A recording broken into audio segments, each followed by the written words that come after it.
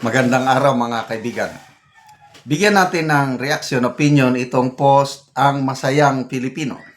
Sabi lang niya, kanino kayo may mas tiwala sa investigasyon sa flood control sa Senado? Vote and comment.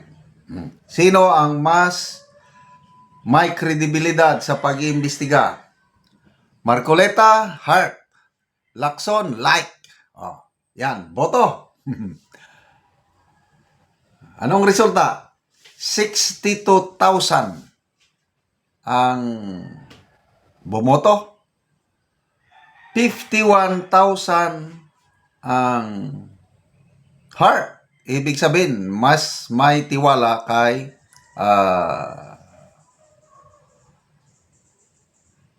10,000 lang ang nag-like para kay Lacson. So, ilang porsyento ito?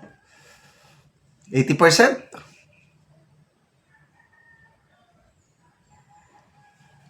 20. Oh, mga 85% mas nagtitiwala ang netizens kay Senator Marcoleta kumpara kay Senator Lacson. Ako, ang boto ko, Marcoleta. Ang ganda ng simula.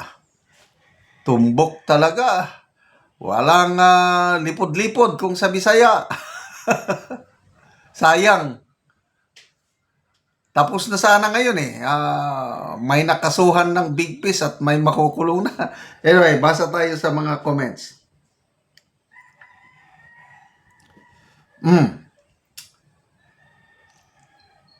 Azun Sanchez, Senator Marcoleta. Alberta Saruasos, Marcoleta naglaban sa mga kawatan at ng mga adiktos. Abelio Hongaya, Senator Marcoleta, malapit sana niya noon matumbok ang mastermind na kawatan. Bigla man siyang pinalitan ni Pinky na tuta. Si Pinky takot man kay Tambi. Panahon ni Marcoleta, walang parliamentary immunity na sinasabi ni Lacson. Mga kongresista, ini-invite niya. Example, Senator Congressman Toby Chanco, 2 beses niyang in-invite. Nagpunta naman si Chanco. Pag upo ni Lacson, hindi pwede. Saldico, Romualdez, hindi pwede.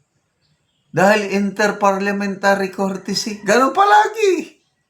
Parang, kahit hanggang ngayon.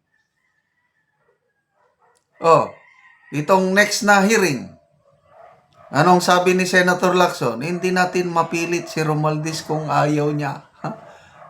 Tapos, iimbitahan daw, kailang i-course niya ang imbitasyon doon kay Speaker Bujidi. Ayaw niyang diretsong imbitahan si ano. Bakit si Marcoleta noon? Nandyan pa, nakaupo pa si Nakaupo pa si Romualdez as speaker.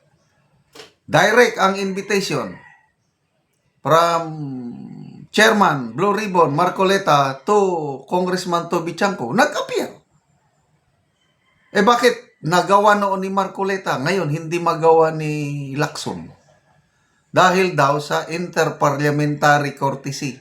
Sige na lang.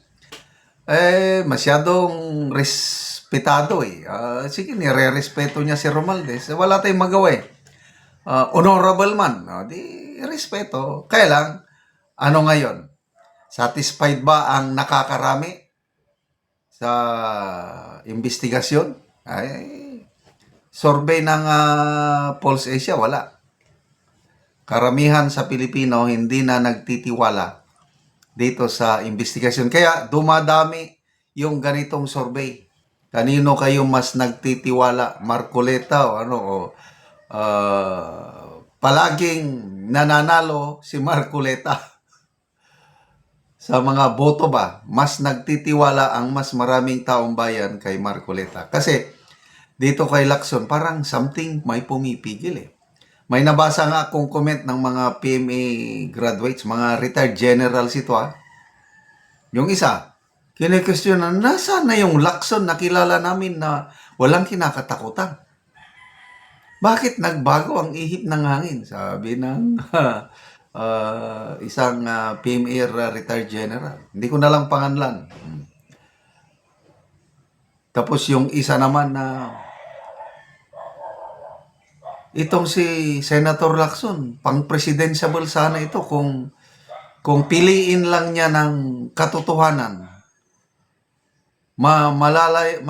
Kasi nga ang ganda ng nasimulan ni Senator Lacson.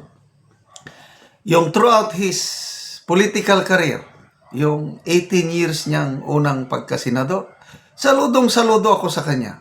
Walang kinakatakutan talaga. Nilabanan nga niya si PGMA nung kaya nga nagtago dahil inisyuhan siya ng warrant of arrest. Nagtago. O yun. Patunayan na nabaliwala yung warrant of arrest kasi lumaban itong 20th Congress pag-upo niya. Di ba ang ganda yung dalawang privilege speech niya sa Senado? Doon sila, itong administrasyong ito, doon sila natakot nung nagsasalita na si Senator Lacson dahil nire-research niya yung kalokohan kaya according to Professor Winnie Monson, dating NEDA Secretary, hindi si BBM ang nag-whistleblower o unang nagsalita. It was Lacson, sabi niya. And I agree. Lacson and Mayor Magalong. Both are PMAers. Yan yung mga matitinong PMAer. Dahil sa pagsisiwalat ni Mayor Magalong, sinundan ni Senator Lacson. Kaya, no choice ang Marcos administration. Kaya nung SONA niya last year, mahiya naman kayo, nagsabi na siya. So, ang ganda yung dalawang privilege speech ni Lacson. Mamaya, biglang nagbago ihip ng hangin nung dumating si Orly Gutesa. Sayang. Mula nun, wala na. Medyo dismayado na ako. Hanggang ngayon, dismayado pa rin ako kay Senator Lacson. Magpapatawag na naman daw ng hearing. But wala na akong interest. Marcoleta. Mabuhay po kayo, Senator Dante Marcoleta. Salamat mga kaibigan sa inyong pagsubaybay sa ating channel. Nakakatulong kayo ng malaki sa tribong Talandig ng Bukidnon dahil ang income natin sa channel na ito, pantulong po sa tribo, namimigay tayo ng mga libreng yero at pako para makapagpatayo sila ng mas maayos na tirahan. Panoorin nyo ang video na ito. Una ni ang ihatag namo nga yero o mga gamit sa panimalay sa among tabangan. So muna ni ang among itabang nga mga yero o uban pa.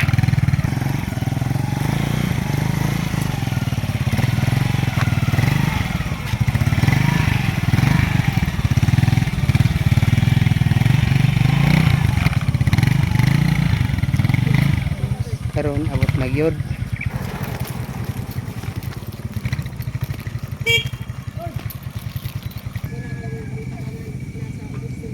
So muna ni si Angkol ang tabangan. Kabalay na gid ni sila karon, linsin, lansang, hero. So kompleto among gihatag sa iya.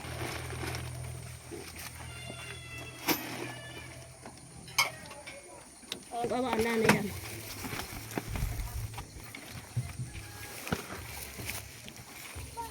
Ada oh.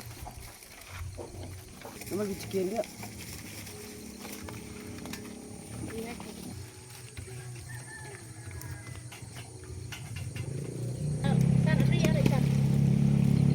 So karon ihatod na gyud sa panimalay ni Angkol ug ni Ante ang among gitabang sa ilaha. So makabalay na sila og doon na pod may gihatag nga mga makatabang sa ilaha nga para sa ilang kahimtang. Payag. Balay na gyud ni kay naanay sin nga natapos panarani. Maini kay pagbuot ni sa tas antingaling nga maabot ng among pangandoy. Kinabuhi. Oh, so Kamo alang pangkamot wala di mahimo. sumuna ni ang itsura sa mao nga panimalay ilang ang kulog ante nga gitagaan sila og tabang tungod sa ilang kalisod. Nga silupin lang yun in town. Mong balay o payag biyay. Mo na among kahintang. Muna ni ang ilang kahimtang ilang ante. Taon among atop Ilang kaldero isa ra ka buok. wala gyud. At gyud kay sa Ginoo nga naara gyud nakaabot sa amo ang tabang nga wa namo damha nga karong adlaw gyud. Mm. Naara gyud di ay naluoy sa amo nga sa amo kahimtang nay ani sa adlaw do mangita taon ako. Salamat kayo te. Salamat